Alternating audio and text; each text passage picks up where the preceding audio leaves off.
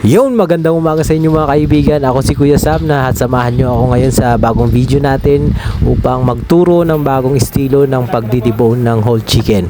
Kung nais nyo matuto ay stay tuned lamang po tayo upang matuto sa aking ibabahagi na konting kaalaman sa pagdidibone ng whole chicken. Ganito po yung estilo ng production cut.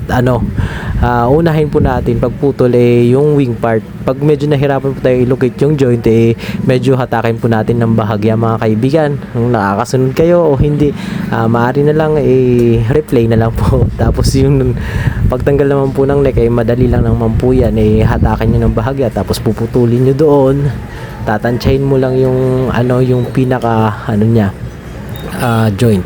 Tapos yung naman po ng leg quarter, ganun din po yung estilo, hatakin mo para malukit mo yung joint niya. Tapos yung backbone, yan po yung backbone tinuturo ko po. Ayan, tapos isang hatak ng bahagya dyan, tapos bahayaan mo nang magtrabaho yung kutsilyo at mapuputol na rin yan ng kusa. Tapos ito naman kung paano ihiwalay natin yung drumstick at thigh part. Magkarapit po yan, hindi nyo po alam? Ngayon alam nyo na mga kaibigan, yan po yung thigh part. Tapos pag medyo nahirapan ka naman dyan, ganun din, ikakapain mo ng konti yan. Pag nalukit mo yung joint at hiwain mo ng diretso, yun na po yun. May hiwalay mo na po na maayos yung leg quarter,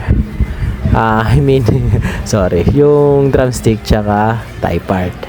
Yan po. Thank you po sa mga nanonood. Itong kaalaman na to ay malaking tulong sa mga nagbabalak mag-abroad, lalo na dun sa mga nag-a-apply sa Japan ng mga butchers. Sana po ay nakatulong sa inyo ang munting kaalaman na i-share ko sa inyo. Share ko sa inyo. Hi! Pasensya na, pero thanks so much for watching. Yun lang po mga kaibigan.